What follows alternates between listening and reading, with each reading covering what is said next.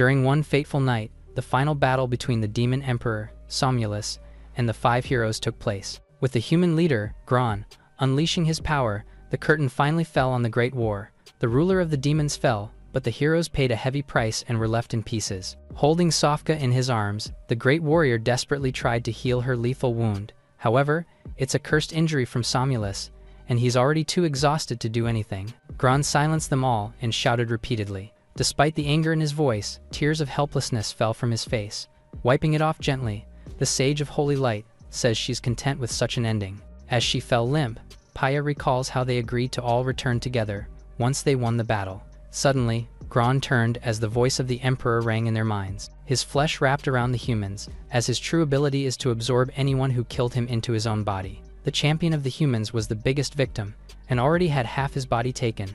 More than absorbing and merging, Somnolus prefers to call it evolution. Those strong enough to defeat him are the only ones deserving to become his new body, which will annihilate the world. His best host will be Gron, the strongest human to ever exist.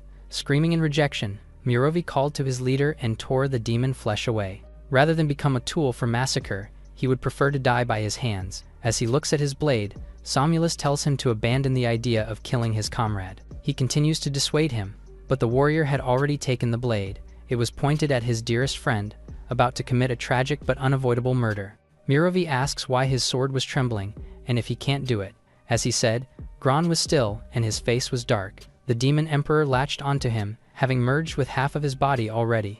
Understanding what happened, the knight is glad that it isn't his captain that became weak. The blade pierced through steel and flesh, as Mirovi forced himself through the great sword. He says only him, the ruthless and deadly Gron, deserves to possess the power he has. A mark appeared on his skin, reacting to his innate sealing ability that strengthens with each kill.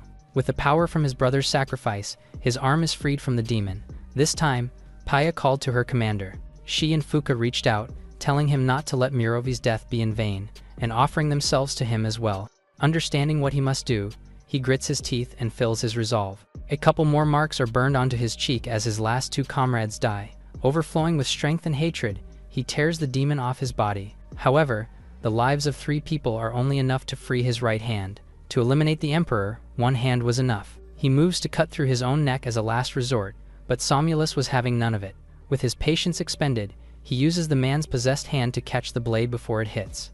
The steel breaks apart under his intense grip, and the holy sword, Sulla, shatters into pieces. Believing there was no longer anything in the world that can pierce his skin, the demon laughed. However, pain spread throughout his body. Gron's free hand pierced through his chest, proving that he's much stronger than any sword. He grabbed his own heart, and unhesitatingly crushed it as hard as possible. Just like that, the sun rose to a new day, as well as a new era. Somnolus turned to ash, having made the mistake of underestimating the strongest man. Meanwhile, Gron's life was ending filled with regret, unable to protect his people or finish the demon race. Despite the countless battles, it all ends with pity. 5 years pass, and the demons commemorate the half-decade since their emperor departed. An important ritual was happening in the dark. During the 5th anniversary of their lord's passing, 4 human women and 1 demon were tied up. A mantis demon holds the memorial, which is a way to remind the new generation of his sacrifice. To begin the ceremony, he slaughters the 4 humans knelt before him by cleanly cutting through the necks. The pure offerings' heads fly right into the open mouths of the waiting followers. For the next step, he'll be killing one of their own for their emperor. A weak and lanky demon hung above the stage by his arm. His eyes slowly opened, and he wondered just where he was. Gron very vividly remembers dying, so why was he there? The mantis suddenly planted his foot onto his face, telling him to stop moving. After all, he's the weakest demon who doesn't even deserve a name. Called a demon, the human warrior's eyes opened wide, alert and fierce. He was going to be killed and turned into a sacrifice for his greatest enemy. Unwilling to let that happen, he watched the sharp pincers move toward his neck and ducked down to dodge just inches away. This leaves his arm open to be cut off, annoying the enemy by his troublemaking movement. However, it was actually intentional, and he was now freed from the restraints. Glaring at him, Gron curses the demon, who's fallen so low that he can't even recognize him. His face was different, but the sheer aura and presence let the mantis know who he was dealing with. After 5 years, the strongest human struck again. The mantis stared over the ship and into the raging sea. Still a rookie back then, he's pushed back and scolded for slacking like a fool. With the 4 masters watching, he runs back to his station and rows alongside the countless others. In the year 312, the demon clan feigned land attack to hide the ambush from the sea. Leading the charge were the three demonic kings, Kalisa, Nikos, and Nagel. Only one human made it in time to intercept the demon fleet. On the little raft was Gron, the grand healer of the Mercy sect, an honorary academy professor. The demonic king of ruin and peerless spellcrafter tells him to obey their command. However, the human had no intention of doing that. Limping through the wreckage, the mantis says they're all dead. Everyone except for King Shu was killed by the human. The entire fleet, including the ships, lesser demons, and demonic kings were one-sidedly wiped out by a single man. Gron stood under the raging storm, soaked in the remains of the army he demolished. Remembering that horrific sight, the mantis now froze as the same man was before him. Knowing the weak point of crustacean demons, the reborn warrior exploits this and tears its head off. Not stopping there, he proceeds to kill all the others who were participating in the ceremony. Unfortunately, their souls are too weak and don't contribute much to Gron's innate seal. One centipede demon who is too close to the ground tries to run away in fear, but has the end of its body pinned to the floor with a blade. It screams and curses at the enemy while demanding to be released. Leaving him there for now, the warrior lays the beheaded humans to rest, making sure they all go peacefully. Wrapping things up, he then proceeds to heal himself and regrow his arm in an instant. To his surprise, a bunch of snakes shot out and slithered from his shoulder. He watches them come together to complete his limb, and he falls to the ground as reality finally dawns on him. He wasn't reborn, he was reincarnated as a demon, the shameful and lowly race he swore to exterminate. Anger filled his entire body, believing the race serves no purpose but to be killed by him. Disgusted by his body, he can't help but gag and puke. Meanwhile, the centipede was still spouting nonsense, failing to realize just who he was. The former human walked toward it, now knowing how he ended up this way. Staring at him from below, the demon can't understand why he seemed so different from before. Gron drove his blade into its body and dove, running his blade along its length. He's been cursed to live in the body of his enemy, but to be able to keep slaughtering demons trumped everything he could possibly complain about. Based on their conversation earlier, he confirms that it's been 5 years since he died. As such, it'd be for the best to find shelter first, then explore the current situation in peace.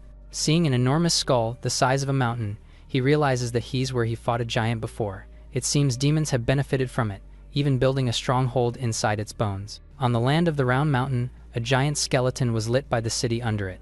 Gron finds the cave he temporarily stayed in before. There are no traces of demon activity, so it should be safe as a hideout for now. He quickly makes a campfire, and has the luxury of his old bed and belongings. Illuminated by the flames and touched by the gentle warmth, he looks at a small carving that reminds him of a memory. Carrying 4 people on his back, he waded across a pool of magma that burned his new pants. Fuka wove a replacement with sewing skills she always boasted about, but the dire situation left much to be desired. The heroes laughed at their commander, who looked like he was heading to a tropical island. He was infuriated back then, but now, all alone, he can smile and consider it a fond memory. The carving of Fuka's armored body rests in his palm, and he places it on the table beside a collection of 4 others. At that time, he should have done better. Gron takes his own figurine and tosses it into the flames, a mild punishment and reminder for himself.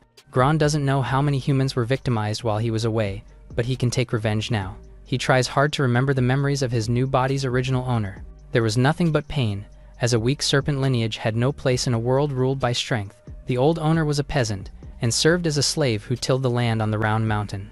What comes next is the image of a class, and him serving as the footstool of an arrogant fellow who complained about the theoretical lessons. In the old days, demons were nothing but tools of war, and should only desire to kill. In just 5 years, they've evolved into beings capable of such a degree of civilization, and have taken root in the land. This all came to be as he wasn't strong enough to wipe their race out in the past. As such, he has to get stronger to fulfill his vow to end them.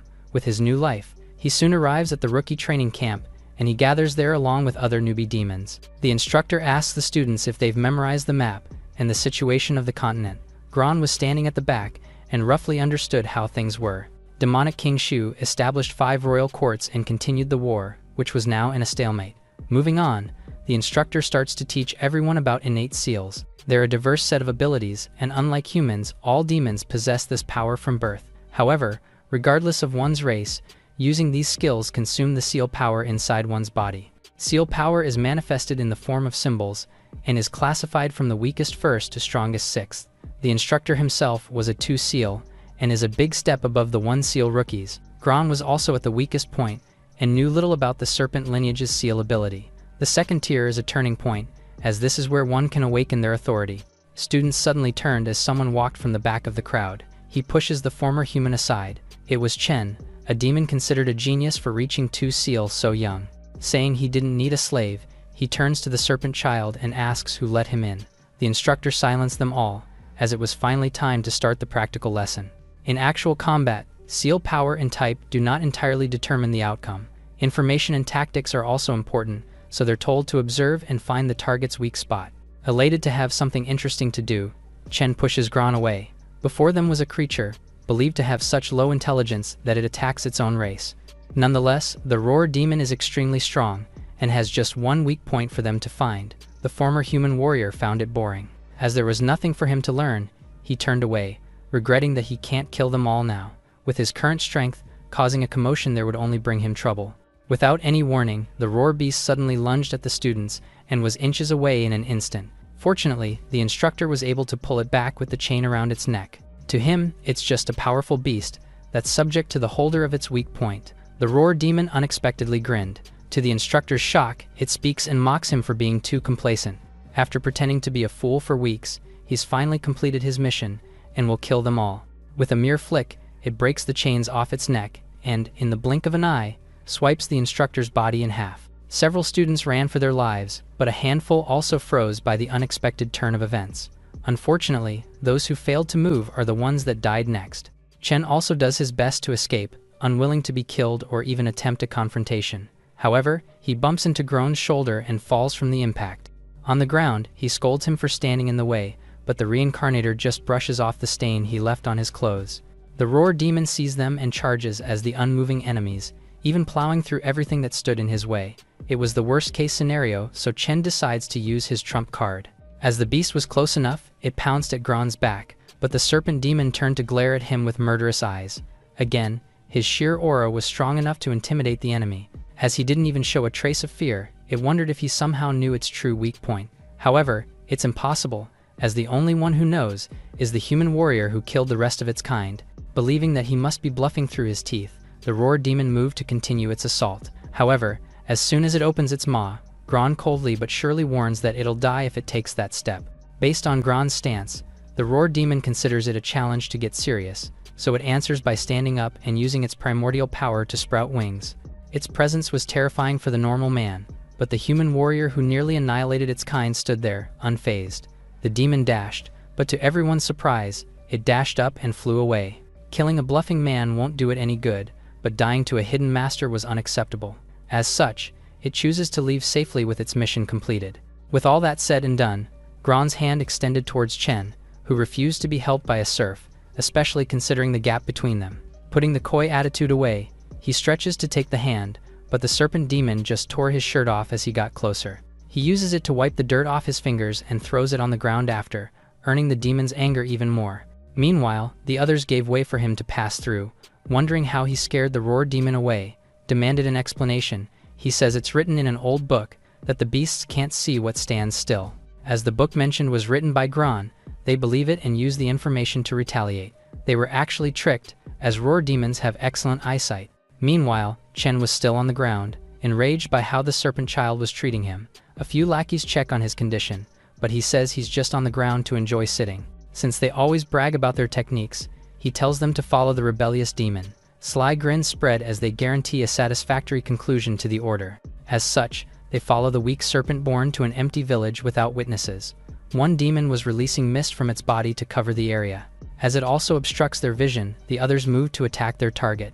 They do lose him and frantically search, not noticing the snakes that were circling to their backs. As they're about to make the mistake of splitting up even more, something odd enters their sight. Poisonous gas was spewing out of the demon that was producing mist, bitten by Gron's snake. Unfortunately, they're unable to help as his belly bursts apart, unleashing a plume of deadly smog that engulfs all the others. Wailing and closing their eyes in pain, they don't see the serpent-born that slowly approached menacingly. He intends to use the 5 disgusting things to test his own innate seal. First, Gron uses thermal vision, channeling power into his eyes to see clearly, even in the dark. He then concentrates on his arms, and turns them into snakes that strike the confused enemies. Compared to his previous life, the serpent lineage's power gives him tactical flexibility. One of the demons transforms his arm into a huge axe, and blows the poisonous mist away to reveal their snake-eyed target. The second eldest demon was enraged by his tactics and was ready to take revenge. He charges up with a resounding roar, even striking tacky poses and screaming named attacks. While his comrade was in awe, it couldn't look more pathetic to Gron, who faces the attack head-on and pierces through the demon's body in the blink of an eye. Reality hits as the last enemy witnessed this happen. He drops to his knees in surrender and begs to be spared, saying he was just forced by Chen. As it isn't convincing enough for mercy, he offers to bring him to the genius's secret cave, where there must be precious treasures. If he uses those treasures to raise his Mountain of Corpses seal, he can awaken his authority. As such, he decides to humor the enemy and see if there's anything useful in the cave. He's led to a waterfall and told that the secret base is hidden behind it. Since he didn't promise to spare him, Gron takes the demon by his neck and charges into the waterfall, using his body as a shield against the trap arrows that shot out. He uncaringly thanks the sacrifice that was now lifeless and riddled with holes. That said, the path before him was now clear and with a treasure chest waiting at the end. Somewhere in the Round Mountain, an underling reported to its leader about a roar demon being scared off by a snake-born serf. The chief and ruler of the mountain smiled upon hearing the news, intrigued by the unexpected development. Only one small box was hidden in the huge cave. As Gron finds a pouch inside, a loud voice tells him to put it down. Chen swooped in from outside and snatched the pouch from his hands. Furious that his space was being infiltrated, he spins to kick the intruder's chest, but a quick and easy counter from the Serpent-born takes his leg out. He was completely different from before, which explains why the five couldn't beat him. Knowing he can't fight him in the narrow space and needs time to heal his leg, Chen summons his wings and flies out of the cave as fast as he can. It was part of his innate seal. Meanwhile, Gron slowly emerged from the waterfall, his face blank as he saw another avian demon. Walking back inside, he sighs and stretches his body while casting a dark shadow. Turning painstakingly slow, he suddenly switches into a sprint and launches himself out of the cave, chasing after the avian demon, which he believes is the kind of demon most deserving of death. Despite the disadvantage, Gron catches his target in an instant, and they hurtle down into the wide lake. Still falling, he strikes the avian demon's eye and continues to pound, so Chen has no choice but to turn and desperately kick him away with his talons. He's sent crashing into the water, but stays on the surface instead of sinking down. Although he was still ready to fight, the two-seal genius remained in the sky, calling him unlucky for falling into the lake. Just then, something broke through the surface of the water. Countless centipede-like creatures emerged and attacked Gron, latching onto his body with their sharp pincers. They're countless and violent, so Chen will enjoy watching them tear him apart, until only bones remain. Even just their bile can form the deadly lake. To his surprise, the Serpent-born bites the one closest to his neck, killing it and earning a bit more power with his Mountain of Corpses seal. Just like that, the rest devouring his body are torn away, and his enemy is shocked by the sheer strength he has in his body. However, he could kill those worms until he dies of old age, and they'll still never run out. Gron is undeterred, and summons several snakes from his arm to strike several down at once, even attempting to catch the flying demon from the air. Chen scoffed at him and mocked his pathetic speed. Their game of catch goes on for some time, all while dead worms fueled the Mountain of Corpses with more power. It was a fun game to the genius speedster, who easily dodged the attacks in the air. Like the farmer he is, he'll be worn down by endless labor until he succumbs to exhaustion. As expected, the worms eventually swarmed over him, piling up and gnawing at his skin. Another wave of snakes burst through and tore them apart. While their shredded bodies sank to the water, Gron dashed in and attacked Chen again. With a different light in its eyes, the snake hits the cheek of the target, who doesn't understand how he was getting faster all of a sudden. The lake was now littered with the remains of the mountain worms. Even after killing so many, they're too weak to push him to the second seal, but enough for the bird. On the next blink, he's going to cut his skull cap clean off. Although finding the statement insane and ridiculous, Chen flew farther away. However, Gron dashed toward him in one leap as promised. Unwilling to go down so easily, the demon draws a lightning-imbued arrow and aims. It's the magic arrow of King Shu, which he coincidentally came across in the sea years ago. He fires just in time, as the Serpent-born's sharp fingertips were a hair away from his eyes. Gron is surprised by the powerful impact. The arrow was deep in his gut, but his snakes started to wrap around it. They continued to do so even while he plummeted, and ended up covering his entire body by the time he reached the water. Sinking, the electricity still sparked, and Chen wondered if it's the magic arrow that killed him for good. Just then, his sister, Shea, ran up to him and asked if he was okay. She followed the trail of scattered feathers, and is assured that he just dealt with a thief. Fortunately, he was able to protect the pouch in his hands. It's the only thing that can cure her eyes, and he'd even give his life up to protect it. The magic arrow ended up in Gron's hands, but it shouldn't be able to cause mutilation. So why was his body reacting that way? Something awakened in him, and he finally understood. Strength burst forth in the depths of the lake, and his eyes were filled with the power of the snake-born. He understands now. Enticed by such a rare weapon, his primal desires forced the greedy serpent's authority to awaken. His ancient lineage's authority, shedding and molting, was triggered by the magic arrow. He tears through the shell of snakes, covering his body with overwhelming force. As there were no more bubbles on the lake, the birds believed he was dead. At last, he can relax and recover. However, a storm suddenly brewed. Harsh lightning illuminated the sky and rain drenched their wings. In the thick clouds above, dark thunder roared. A bolt from the heavens struck the lake, and the impact sent a large wave throughout the forest. Shea noticed something jump out in the instant that it hit. With terrified eyes, she points to the space in front of them. A statue in the middle of the lake is struck by lightning again. The girl couldn't believe her eyes. Standing on it was an indescribably demonic being, far beyond their power. Chen immediately moved to protect his sister.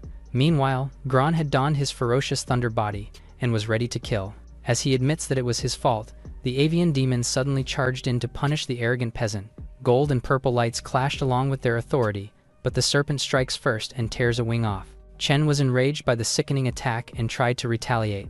Unfortunately, this just ends with his other wing being mercilessly ripped off his body. With such weak enemies, Gron is left without anyone to fully test his abilities on. A quick hit sends the bird demon crashing hard into the water, and his sister can only watch as he gets wrecked in battle. Chen sees Shea running to him through the rain. Unable to even more, he regrets his weakness and inability to protect her. After he's killed, the enemy probably won't let his sister go, so he gets up with newfound strength. Golden light burst from his body, and Gron smiled in interest while he roared. The avian demon has awakened his authority after all this time, brought by the desperation to defeat his enemies. Because of this, Shea, who's always been a burden to him, can no longer let him fight alone. She uses her controlling eyes and summons a demonic beast to support her sibling. Bringing their innate abilities together, they launched a joint attack at the enemy. Glad to finally have a proper battle, Gron crouched down and put all his strength in his legs. He leapt forward and swept through the battlefield, dodging the golden volley like it's nothing.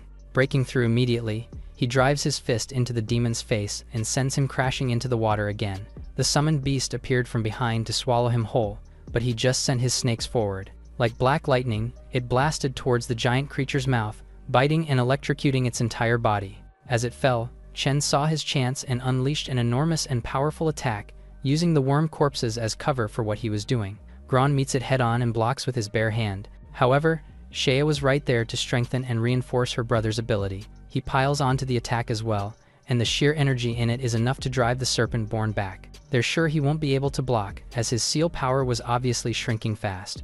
Gron commends them both for the truly invincible blow.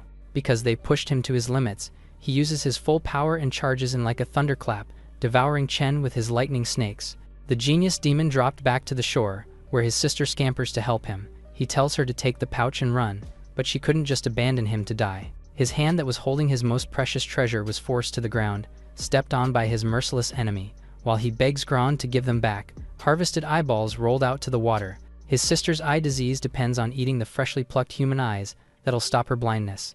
The cause of so many human deaths was just there. Shea clung to her brother, insisting that they don't need the eyes anymore, and just begs to be spared. Humoring their request, the old warrior of humanity asks them just one question. He wonders if the people they took the eyes from beg to be spared like they are right now. They're stunned by the question, but he just commands them to answer. The two share a look, and Shea admits that she doesn't even remember.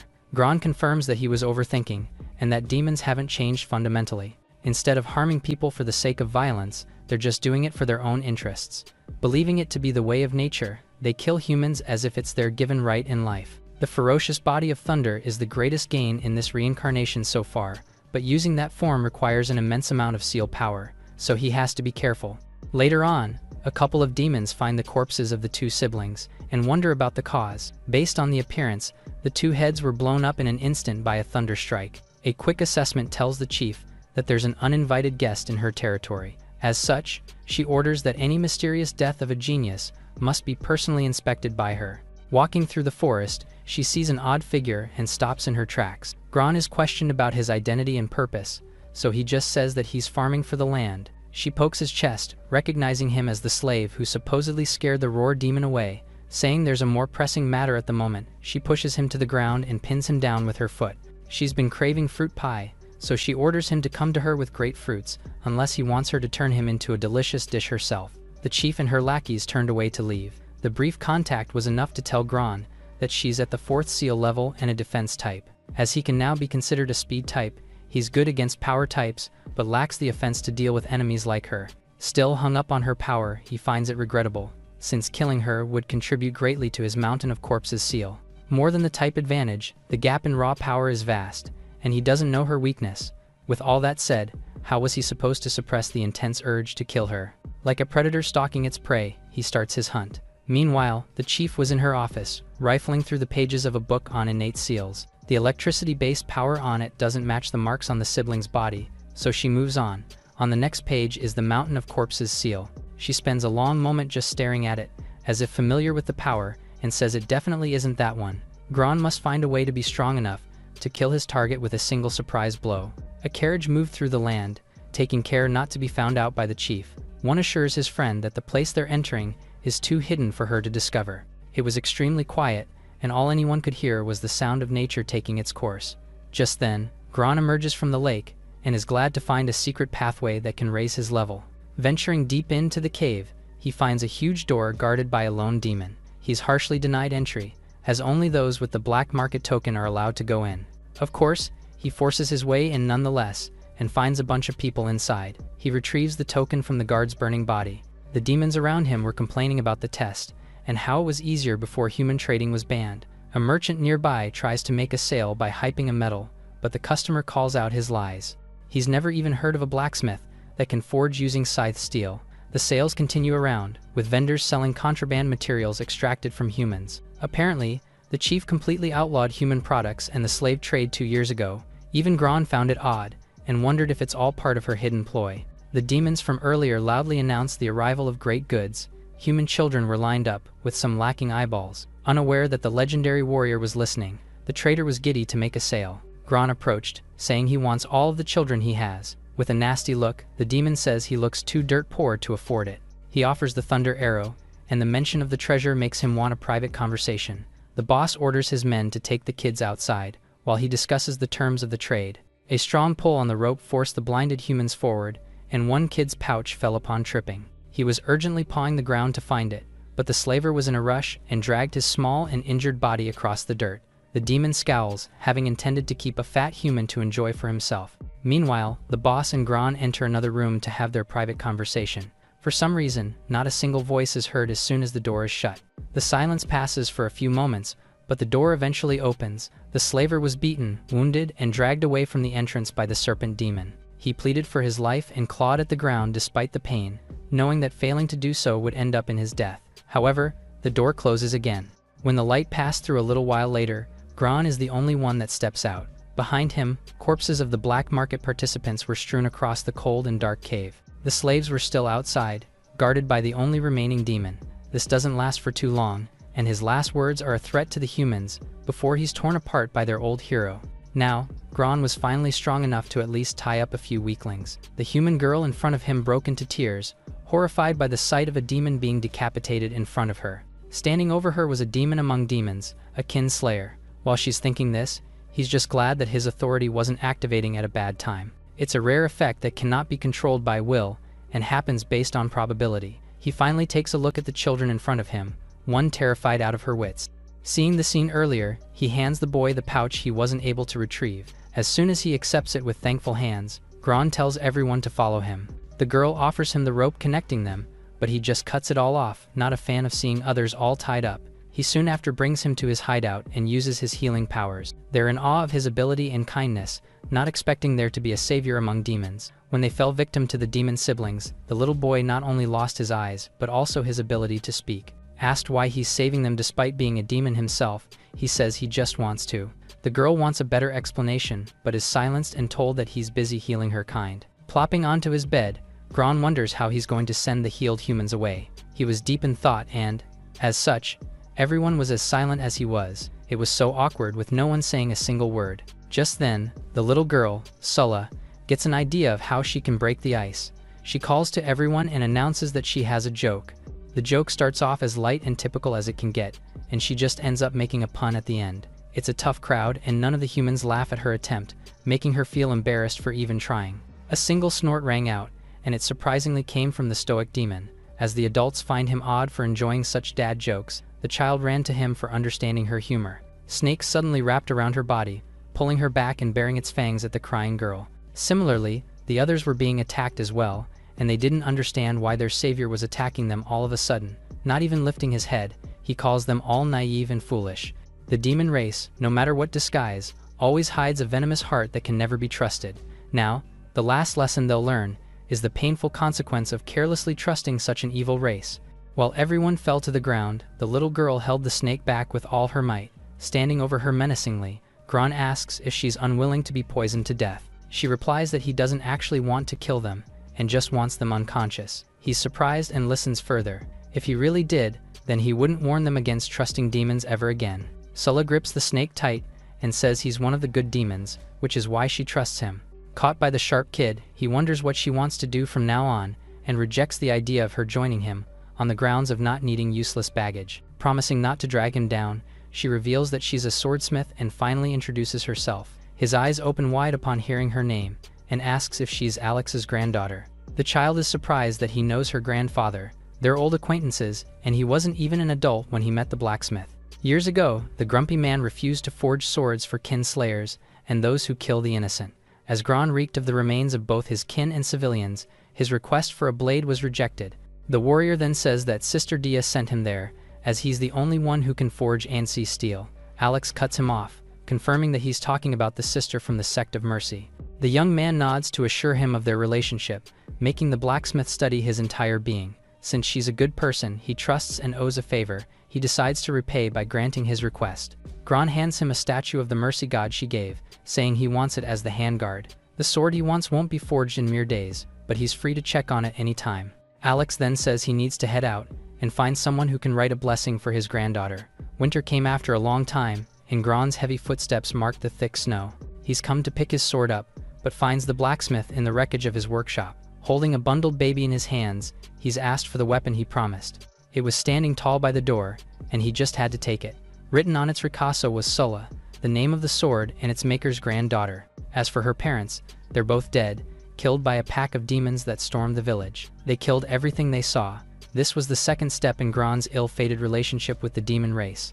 The first was when they killed Sister Dia and his lover. Alex hands the baby to him, saying she never even had the chance to receive her birth blessing. Holding her in his warm arms, the warrior grants her his blessing and prays that she never experiences suffering in her life. Additionally, may her name accompany him in his journey of revenge. Alex offered to change the handguard for him, as he likely won't need the God of Mercy anymore. He stepped towards a new wave of his greatest enemies. Mercy, healing those who have been harmed, is merely the sect's self-deceiving remedy. As for him, he'll move before the wicked can even raise their blades against innocent lives. He charged toward the horde and, in great droves, slaughtered them all, just like he would to hundreds of thousands of others in the future.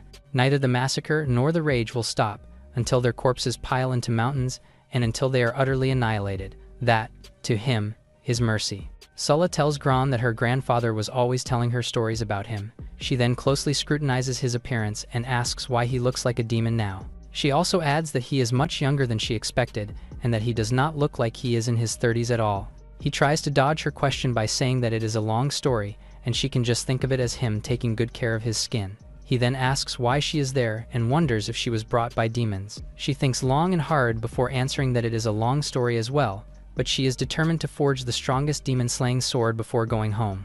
While scribbling something on a piece of paper, he tries to uplift her spirit and tells her to keep up the good work. It is a good thing to have something that she wants to do from the bottom of her heart, and it makes one envious. Meanwhile, the slave trio they met earlier discovers a note that came from the legendary knight and student of the demon-slaying hero, Gron. They huddled together and read the note carefully. Gron returns to the cave after delivering the letter. He tells Sulla that they have been taken care of and that he has brought back the anvil along with some other tools. Seeing that she is busy tinkering with something, he goes to check on her. She shares that she has built a simple forge while he was away, speaking of it as if it were the easiest thing for her to do. She merely finds it unfortunate that the only mine of the top-tier sword material, the Requiem steel, is occupied by the demon tribe, making it difficult to acquire. Even though she has the skills, Producing a high-quality sword is nearly impossible without good materials. Just then, she is caught off guard when she sees Gron handing her a piece of requiem steel, casually claiming that he picked it up on his way back to the cave.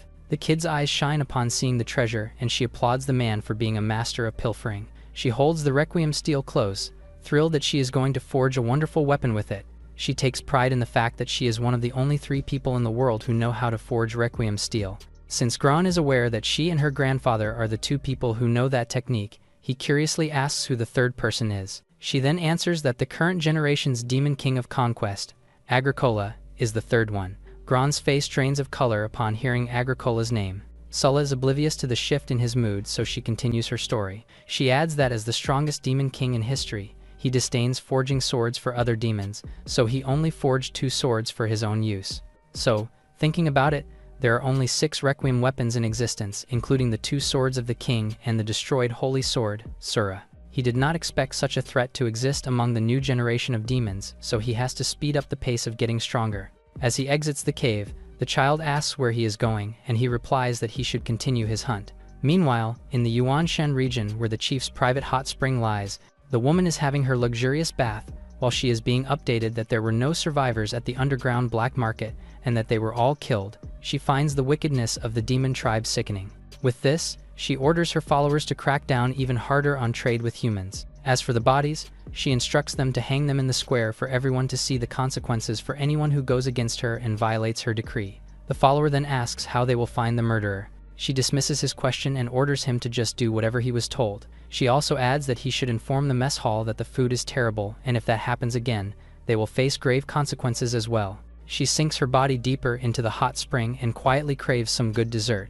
Meanwhile, some beasts are talking outside. They share opinions about the current situation in their town. One of them thinks that it is best if they stick together in larger groups if they want to be safe. The other one counters this idea, saying that if new faces at the 3rd and 4th seal levels showed up, would the chief not notice them right away? As they continue to clean their weapons, they also brainstorm that it could be some 3rd and 4th seal demon bandits from the ungoverned territories sneaking in to cause trouble.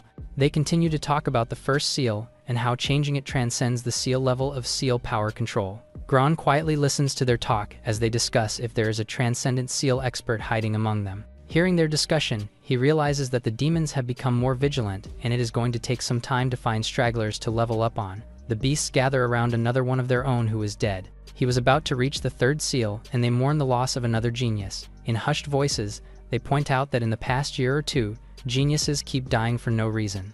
Gron looks at the dead beast and realizes that he is not the one who killed it, and wonders if another predator is around the place. He walks to an alley and feels a presence following him around. He tells the shadow to reveal itself and face him head-on. Just then, a figure emerges from the darkness. The mysterious person hides their identity inside a cloak and leaps toward him. The person attacks him with unbelievable speed and also displays formidable defense. They continue to exchange blows, but Gron steps back, creating distance between them. He then kicks a wooden pole near him, and this momentarily distracts the person. The figure smiles and tells him that he will take more hits if he does not surrender. The person grabs his hand that is about to attack, but is instantly electrocuted. This gave Gron time to escape and get far away. He wonders if she instantly increased the seal power density of her entire body to endure the attack. The person stands still, her body still sizzling from being electrocuted. The wind blows and it lifts the figure's cape. The person is revealed to be the chief. She lets the man escape and does not bother to chase him. She thinks that she will not pursue him anyway. She acknowledges that he is such a dangerous individual, and if she ever gets the chance to capture him, she will have him take her as her pet, or it might be more thrilling if she simply beheads him. As the sun sets, Gron finally arrives at the cave. He realizes that he can only give the chief superficial wounds, and without Sulla's Requiem steel sword, it will be hard for him to defeat his enemy. He thinks of molding his weapon into a new form with enough destructive power to match any of his opponents. Just then, a loud boom is heard inside the cave. The smoke blankets the area, and as the dust dissipates, he finds Sulla, dirty from the explosion. He asks if she did not even build a ventilation system in case this kind of overload happens. The little girl scratches her head and tells him that she was too excited about getting the Requiem steel and forgot to build the ventilation system. The fire in the forge blazes even more, and she runs toward it wanting to control the temperature, which may ruin the weapon. She retrieves the melting weapon from the forge and very carefully dips it into the water. The blade sizzles from the contact, and Gron curiously peers over to see her creation. He asks if that is the weapon she made for him, and she confirms this. To make a suitable weapon for him, she also considered that he is not in his strongest state at present. She presents the weapon to him so proudly, declaring that it is her greatest work yet. She carefully hands it over to Gran, who praises her for a job well done and admires her work closely. He realizes that it does not come with the guard, the hilt, and the pommel. She agrees and tells him that she does not have the right materials yet, so the other parts of the weapon can wait. With this, he wraps the sword with a cloth so he can hold it properly and have protection against the sharpness of the blade. He then asks if she has named the blade yet, and the girl admits that she is not good at naming things. She named the big sword before after herself, which was Sola. Because of this, Gran gets the idea of naming the sword Little Sola. As expected of the Requiem steel sword, his body reacts to its energy, absorbs it as an offering, and begins the serpent's molt. However, he reminds himself that now is not the best time, and that he has to wait until the weapon is completely finished so that the serpent's molt can evolve into a new and absolutely powerful form. Knowing his dilemma, Sola assures him that she will work harder. She then asks if he can now use the Skyfall sword technique's second form. Thrilled, she bursts out that she wants to see the sword she forged perform that technique, since it feels like a meteor crashing to the earth. However, he points out that there is no place high enough in Yuanshan to perform his technique there, adding that she will also not be able to use the form to its full potential. The next morning, Sola is in a deep sleep when she suddenly smells something good. She instantly gets up from her bed and checks on Gran, who is busy in the kitchen. Her eyes widen and her mouth waters from the sight of the food in front of her. She asks why he knows how to make such delicious food, and he answers that when he was teaching at the academy, a student's parent taught him how to bake. He then personally delivers the food to the chief. One of the guards tells him to go inside as they head down to the wine cellar to get the chief's favorite wine. Inside her room, the chief is patiently waiting for her food to arrive. She sees Gran enter and notices him holding a long platter. Without moving an inch, she orders him to show her the goods. Seeing the grand and festive food prepared, she comments that he is a smart attendant. She calls out to the two guards outside to bring her the wine she requested earlier. Suddenly, a mysterious figure appears and uses a Requiem steel sword against her. She is shocked upon recognizing the rare sword and dodges the attack at the last moment. The man is about to attack again when she activates her shield and uses it to block his strike. He is impressed that she can activate a defensive talent seal and plans to test her further to learn more of her techniques. She tells him that she did not expect her food to come with a battle. He apologizes, saying that he will adjust to her liking and taste, so her first bite will be satisfying. They continue to exchange blows. Both of them have no intention of surrendering. As their weapons clash, they prove that their strengths are almost equal. She activates another spell, Twilight Assault, and uses it against the man. Gran is about to be hit but luckily dodges at the last split second, almost costing him his life. He retaliates and attacks, but the woman uses her shield again to block him. Their fight intensifies and she is pushed back just a little because of the impact. Based on his fighting skills, she predicts that soon he will run out of imprint power. Meanwhile, Gran is thinking the same. He may have enough imprint power for 4 more fierce attacks, but he wonders if he should try to force her to use her spear and trade blow for blow with him. With this, he decides to use his lightning spell and fight the chief head-on. He uses an extra layer of imprint power to cover his body and form an insulating layer. This is a technique that Fuka taught him in the past to deal with lightning-type demons. He taught many humanoids this technique before, and now the demons he loathes so much have stolen it.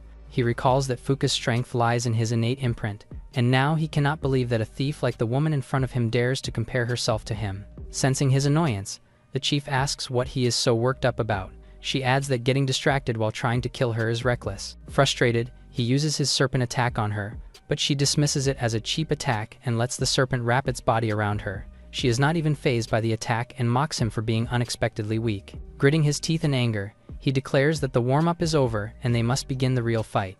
As he raises his sword against her, we are brought back to a long time ago when the evil lava, the great serpent, sought to swallow the 3-generation moons and plunge the night into eternal darkness. To protect the moonlight, the great hero Ibis took up his weapon and stood against it. In the end, the lava great serpent was ultimately cooked to death, but Ibis himself was burned to ashes, which was a heroic sacrifice. The chief tries to strike again and sees an opening when he switches from spear to shield. He lunges at her and attempts to injure her with his sword, but she manages to bite the sword and punches the man using her powerful gauntlet. He is thrown to the other side of the room because of the force of the impact and even drops his sword. She ruptured his organs and his ribs completely shattered. Because of his severe injuries, he has to find an opportunity to heal and recover before she can strike again. He then blocks her next attack by grabbing her armored hand to prevent her from making contact again.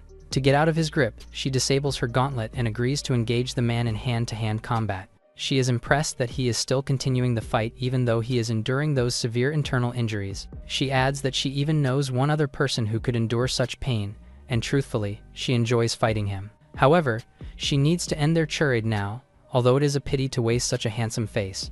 She continues to wrestle him while he struggles to retrieve his sword from her. When he finally gets the chance to grab the sword, she strikes him again with the unimaginable power of her gauntlet, causing him to lose consciousness midair and sending him flying outside the castle.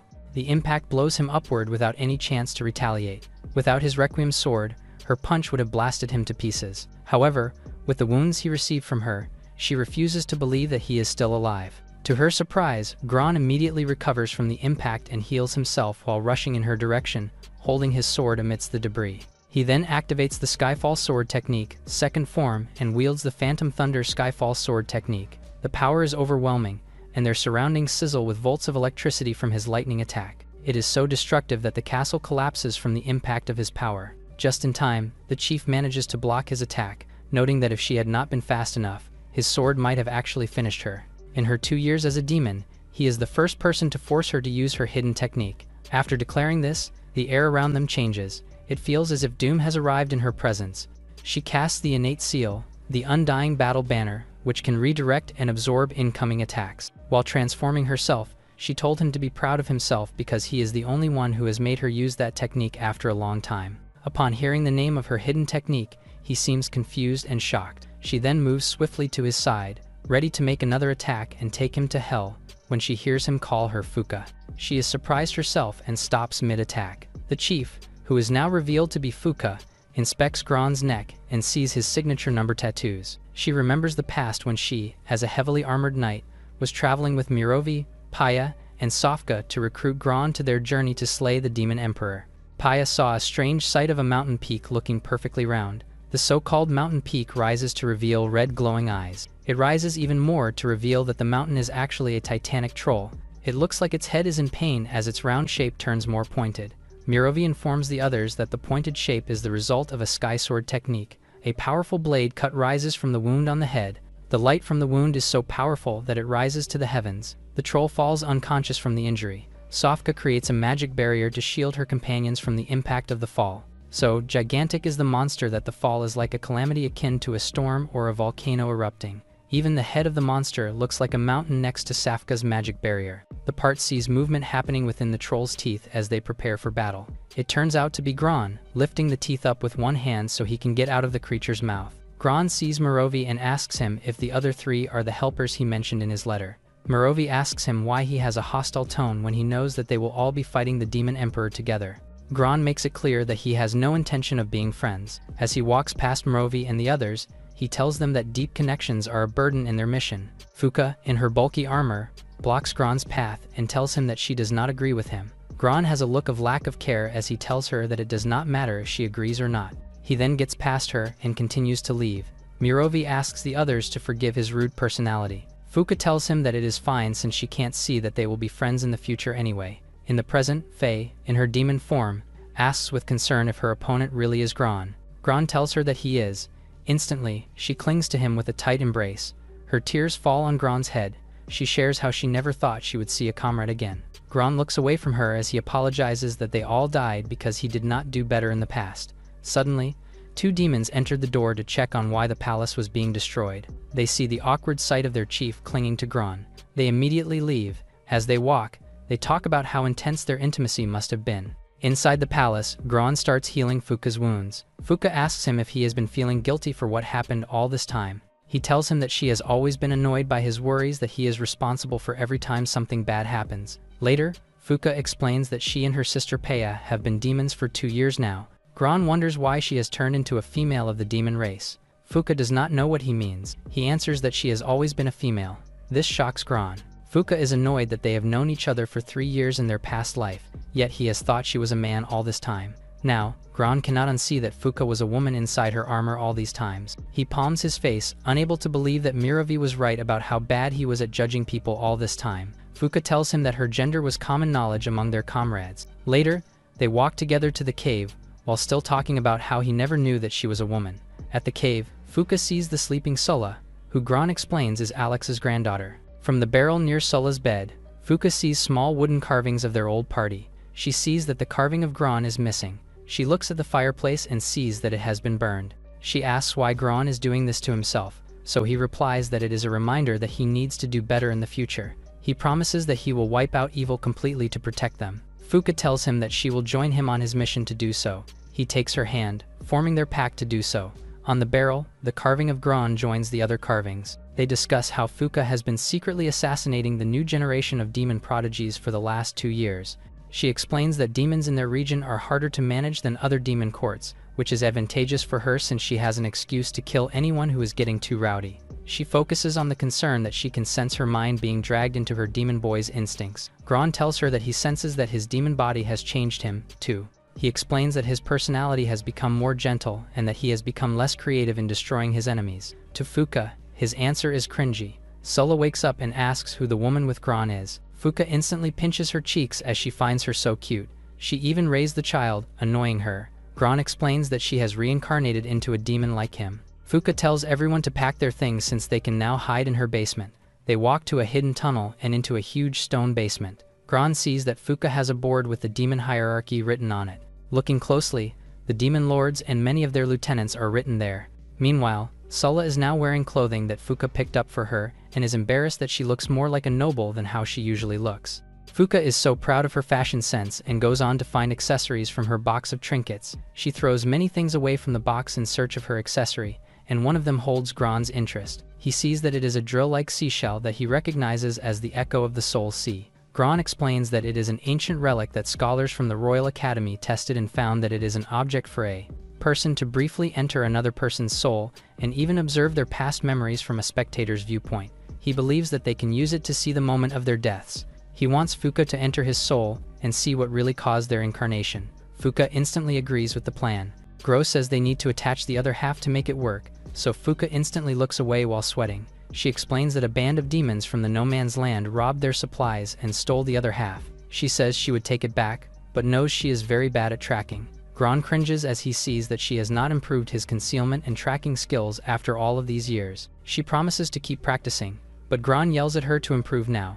Meanwhile, there is a camp of demons in No Man's Land. These demons are on a fireplace, discussing and counting everything they have stolen from other territories. Meanwhile, the eye-patched man who looks like the boss of the operation is on a throne, in a tent, while a lady on her lap is discussing with the man about the status of their operations. Meanwhile, the others are carrying 2 crates to place on their other stolen boxes. After they put it down, the demons leave it. Feet come out under the boxes, and the boxes slowly walk. Inside, the boxes are Gron and Fuka. They move while no one is looking, but pause every time a demon looks at them. One heavy-set demon sits on top of a box they hauled. The box under him suddenly breaks. They are surprised to see that it is actually empty. Gron and Fuka take a peek outside their crates, and they see from a distance the eye-patched man who seems to be the boss and the woman he carries. The man with the woman sees the bag of stolen items that includes the other half of the Echo of the Soul Sea, and he says that he is going to the black market to trade them for weapons and equipment. Gron suddenly appears in front of the eye-patched man, seemingly in charge. He tells Fuka that she can get out of the crate now. Fuka destroys the crate she is in and punches all the nearest demons she can find. She tells the bandits that she is still pissed after robbing them of their food last time. It does not take long until many demons die from her hands, and many others are heading towards her. The eye-patched man gives the bag of haul to his woman and runs towards Gron, while telling him that he was actually kidnapped by the boss woman and that he was tortured every night by her. The woman cuts him into 2 pieces before he can even get to Gron. The boss woman thinks her man was a disgrace and is relieved that she had already grown tired of him anyway. She offers Gron to be her next toy if he can snatch her bag of stolen goods from her hands. Gron instantly defeats her and gets the bag with his lightning speed ability. The demon bandits are shocked that their boss has been defeated so easily. Meanwhile, Fuka is using her shield to fend off her attackers. Gron tells her that she is relying too much on her old habits of only defending when in pure need of defending and only attacking when in need of attacking. He shares that he realizes that her seal can integrate offense and defense at the same time when they fought. He offers his knowledge of fighting techniques using his serpent. He lets his serpent bite her neck and asks that she not resist it. She can sense the knowledge and new ability running through her body. Fuka uses her shield and spear at the same time, bulldozing the enemies. She comments on how instantly learning something feels good. Later, they head back to their basement hideout. Gron instructs Fuka that she needs to go into his soul with the echo of the Soul Sea to see clearly what the Demon Emperor did to him when they perished. The ancient artifact activates, causing Fuka to enter Gron's body. Inside his body is a black space. The statue of the God of Mercy appears in front of Fuka with a nose on its neck. She thinks that this must mean Gron is truly full of mercy. Gron, in his previous human form, appears to Fuka in a ghostly form and tells her that it is time to get started. Two gods of mercy open up a portal to the night where they perished.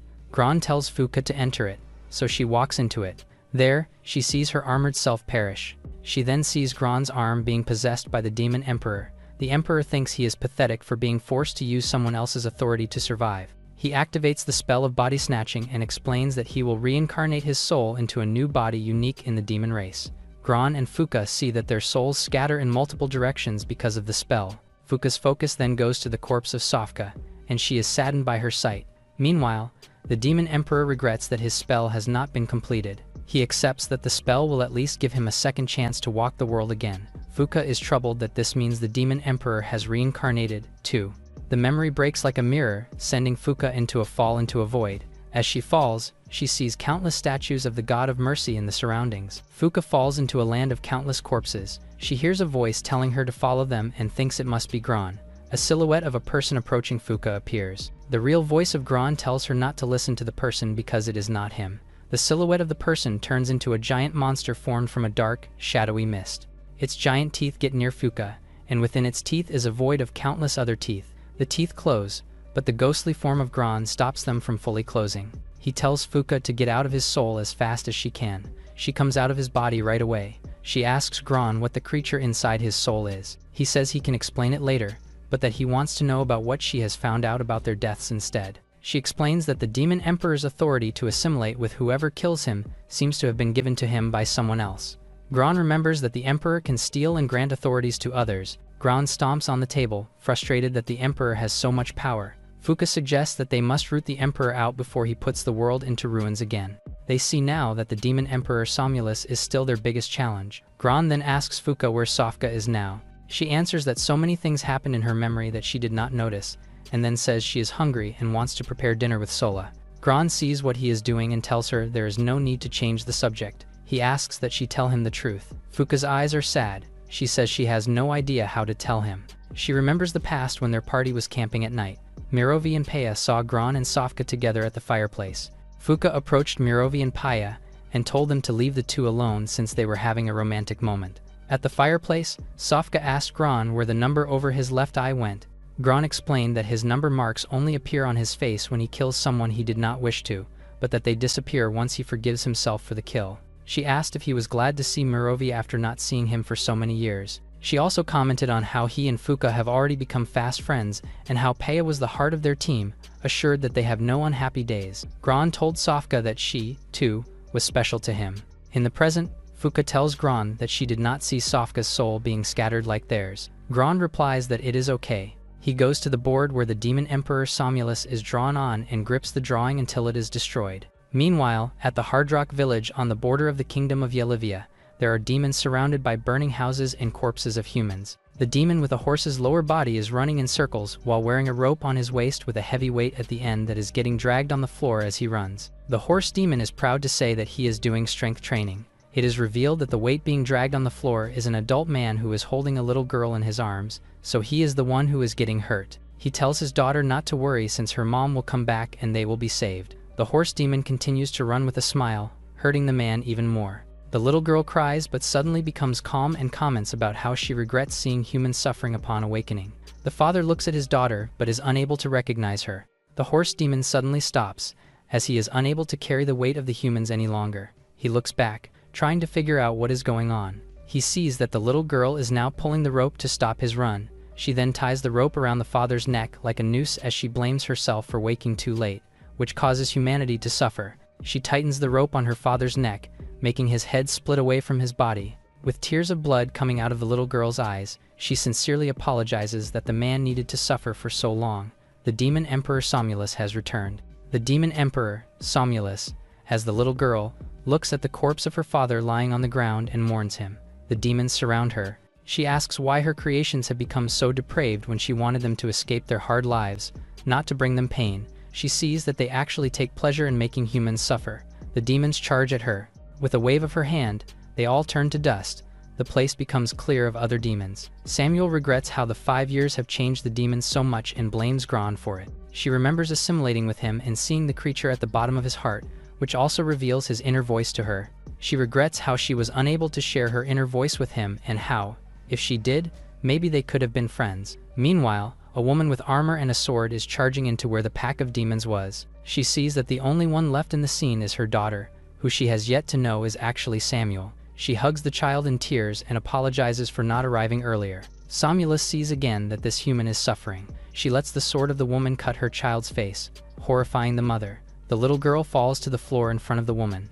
The woman's eyes turn red as Samuel's consciousness transfers into her. She goes on to say that she needs to act fast to pursue her great cause of rescuing the world from suffering.